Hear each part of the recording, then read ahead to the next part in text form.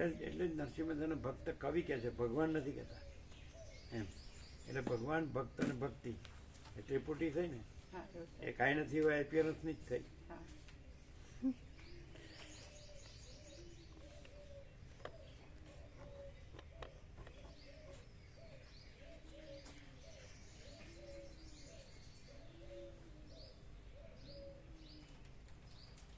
એટલે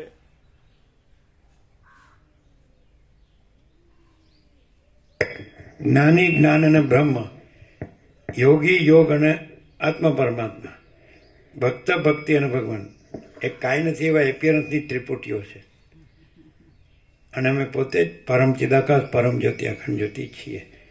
અને અમે પોતે જ यही सब कुछ है, इसके सिवा कुछ नहीं है છીએ કે નહીં.